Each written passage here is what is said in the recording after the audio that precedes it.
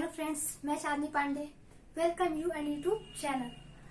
हमने इससे पहले पार्ट 1 में रेयान के इतिहास, रेयान के निर्माण और रेयान के प्रकार के बारे में बात की थी। उसमें कुछ चीजें रह गई थी। रेयान के उत्पादन के क्रम जो काफी बड़ा हो रहा था।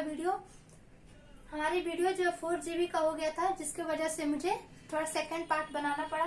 सेकंड पार्ट में हम बात करेंगे, आप लोग देख पा रहे होंगे बोर्ड में, उत्पादन रेयान बनाने की विधि। अभी हम बात करेंगे रेयान बनाने की विधि। हमारे रेयान बनाने की विधि है जो 16 स्टेप है। 16 स्टेपों से होकर के गुजरता है और हमारा रेयान तैयार होता है। तो पहला हमारा सेल्यूलोज। ये सेल्यूलोज क्या है? सेल्यूलोज के बारे में हम बात करेंगे। तो सेल्यूलोज पुल गुर्दे लकड़ी की लुगदी या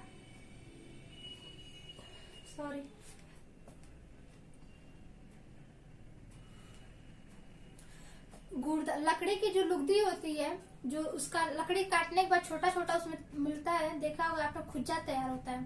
तो उस खुज्जे की जो लुगदी होती है उसे हम सेल्यूलोज कहते हैं। उसे लेकर के हम रेयान बनाने का काम स्टार्ट करते हैं। तो सबसे पहला हमारा लुगदी हो गया। दूसरा हमारा इमर्सन। इमर्सन क्या? एक कास्टिक सोडा में डुबाना। इमर्सन जो हमारा एक कास्टिक सोडा होता है उसमें डुबाया जाता है। जो लुगदी होती है, लुगदी को कास्टिक सोडा में डुबाते हैं। डुबाने के बाद सीट चादरें प्राप्त करते हैं। तो डुबाने के बाद जो प्रेसिंग होता है, प्रेसिंग को हम कहते हैं सीट चादरें प्राप्त करना। फिर हमारा व्हाइट कॉम्ब, छोटे छोटे टुकड़े करना। फिर जो हम इसको सेल्यूलोज किए, उसको कास्टिक सोडा में डुबाए, उसको सीट चादर प्राप्त किए। कास्टिक सोडा में डुबाने के उसको एक चादर तैयार किए। उसके बाद छोटे छोटे टुकड़े करते हैं हम इसका। तो जो छोटे छोटे टुकड़े करते हैं उसे हम व्हाइट गम कहते हैं। छोटे छोटे टुकड़े करते हैं उसको एंजिक। उसके बाद हमारा आता है एंजिक। एंजिक क्या काम करता है? इसके अंतर्गत हम व्हाइट गम खुले में ऑक्सीजन के संपर्क में रख देते हैं। जब हम ये सारी प्रक्रियाएं करते हैं तो उसको सुखाने के लिए हम ऑक्सीजन के संपर्क में रखते हैं, जिससे उसे ऑक्सीजन मिले और प्रक्रियाएं हो सके। नेक्स्ट है हमारा एक्सटेंशन। आप एग्जाम इसमें देख पा रहे होंगे बोर्ड पर। इसका क्या काम है? इसमें कार्बन डाइऑक्साइड का यूज करके व्हाइट गम को घोल दिया जाता है। उसका छोटा छोटा टुकड़ा किए, उसको ऑक्सीजन के संपर्क में रखे और कार्बन डाइऑक्साइड में उसको डाल करके उसका घोल बना देते हैं। फिर येलो क्रम जो है यहाँ का, फिर इस प्रकार ये एक रंग है जो येलो रंग का होता है। उसमें रंग डाल करके येलो कलर का रंग प्राप्त करते हैं। नेक्स्ट हमारा विस्कोस। ये भी एक येलो कलर को कुछ दिन के लिए घोल में छोड़ दिया जाता है, जिससे वो उसमें पूरा कलर जो भिन जाए अच्छे से। फिर नेक्स्ट है हमारा रिपेयरिंग या हम देखते हैं कि हमारा घोल तैयार हो गया है या नहीं। फिर नेक्स्ट हमारा फिल्टरिंग, छान लेते हैं। फिर जब तैयार हो गया तो उसे हम क्या करते हैं? छान लेते हैं। छानने के बाद हम क्या करते हैं? एक्सट्रूडिंग। छानने के बाद हम एक्सट्रूडिंग करते हैं। इसमें बहुत ही बारीकी से टुकड़े, धूल, कण आदि को छान देता है। फिर हम एसिड बॉथ करते हैं। एसिड बॉथ में क्या होता है? अब घोल को एसिड से गुजार कर बचा गंदगी भी दूर कर ली जाती है। जो छानने के बाद जो छोटे टुकड़े उसमें गंदगियां रह जाती हैं, उसे हम एसिड बॉथ में डाल करके जो बची गंदगियां होती है उसे भी हम छान लेते हैं। ये लास्ट छानने की जो हमारी प्रक्रियाएं यहाँ से यहाँ चली आ रही है, ये हमारी लास्ट छानने की प्रक्रिया होती है एसिड बॉथ। एसिड के बाद हम स्पिनिंग करते हैं। स्पिनिंग मतलब आप जानते हैं कताई करना। कताई के बाद हम ड्राइंग करते हैं, खींचना, फिर वॉशिंग करना और कटिंग करना। कट इनटू स्टेपल फाइबर, मतलब स्टेपल फाइबर जो फाइबर होता है छोटे छोटे, उन्हें हम कट करके रखते हैं। तो ये हमारा रहा कुछ रेयान की विधियां। इन सारे स्टेप से होकर के हमारा रेयान गुजरता है। अब हम बात करें रेयान की विशेषताएं। तो हम रेयान की विशेषताओं के बारे में भी देख लेते हैं। रेयान की 2 विशेषताएं हैं, भौतिक विशेषताएं और रासायनिक विशेषताएं।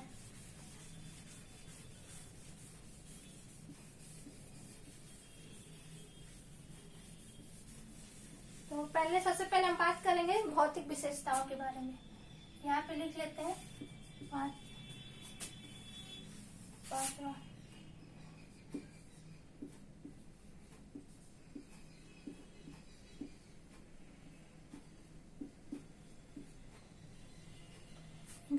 विशेषताएं।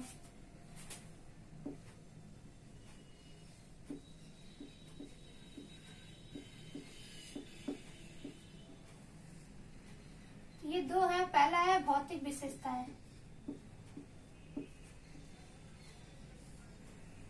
और दूसरा है रासायनिक।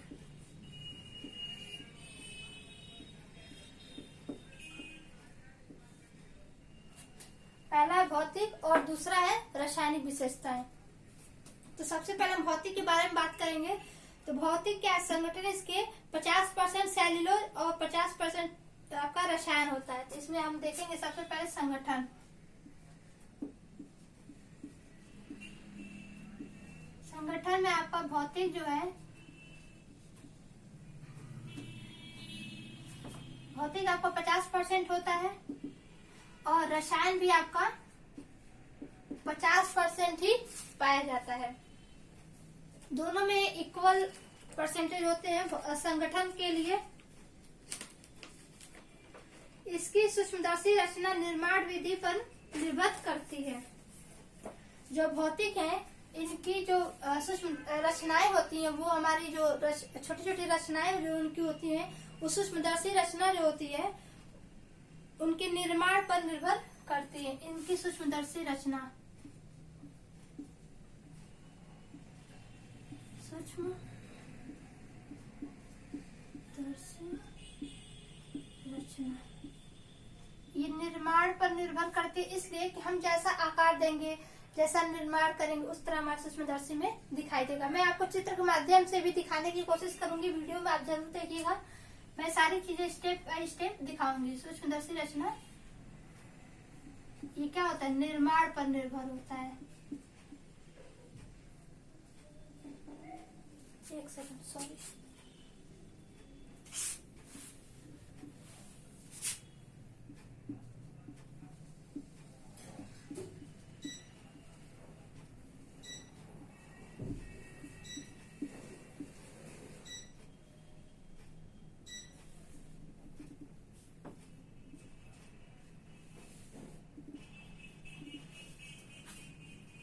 इनकी जो निर्भर होती है निर्माण पर,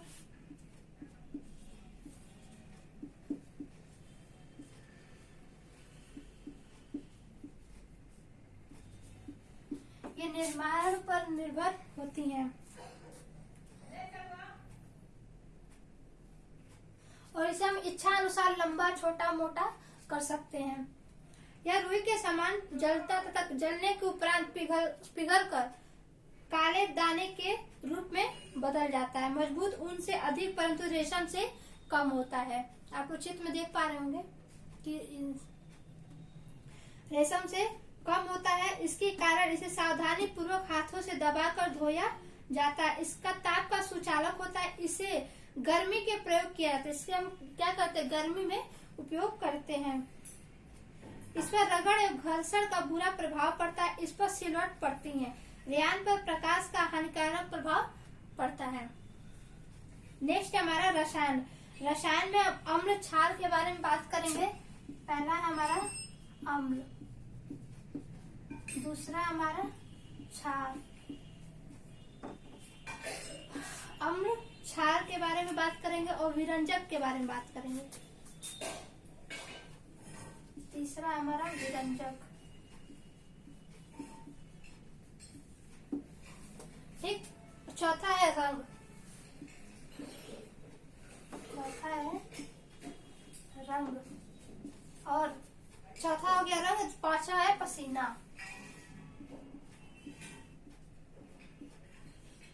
पांचवा हो गया हमारा पसीना।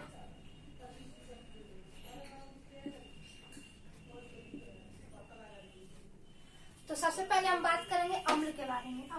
अम्ल का प्रभाव इस पर कैसा पड़ता है। तो अम्ल का जो प्रभाव होता है, हल्के अम्ल का प्रयोग अच्छा होता है, परंतु सल्फ्यूरिक नाइट्रिक एसिड जैसे तेज हुआ, अम्ल का प्रभाव क्या होता है, हानिकारक होता है। क्षार का प्रभाव सोडियम हाइड्रोक्साइड अमोनिया बोरेक्स जैसे कपड़े, साबुन या शोधक पदार्थ से रेयान तनाव, समय व चमक नष्ट हो जाता है। जो हमारा साबुन होता है बहुत ज्यादा कास्टिक सोडा उसमें मिक्स होता है तो हमारा रेयान क्या होता है, खराब हो जाता है। तो ये क्षार का प्रभाव पड़ता है। और हमारा विरंजक हल्के ब्लीच जैसे सोडियम हाइपोक्लोराइड, हाइड्रोजन पेरोक्साइड का प्रयोग करना चाहिए विरंजक में। और हमारा चौथा है रंग के बारे में हम देखेंगे। तो चौथा हमारा रंग, रेयान का रेशा सफेद रंग का होता है। इसे किसी भी रंग से रंगा जा सकता है और रंग भी स्थायी होता है, परंतु एसीटेट रेयान पर रंग मुश्किल से चढ़ता है। पसीना का प्रभाव नहीं पड़ता, इसलिए हमारा दिनचर्या में आजकल सबसे ज्यादा रेयान के कपड़े यूज करने लगे हैं। तो ये तो रहा हमारे कुछ रेयान के बारे में। नेक्स्ट रेयान के बारे में कुछ रहे बात, नेक्स्ट वीडियो हम नायलॉन पढ़ेंगे। आई होप आप सबको समझ में आ रहा होगा। जो ना समझ में आप मुझे कमेंट बॉक्स में पूछ सकते हैं। तब तक के लिए थैंक यू सो मच।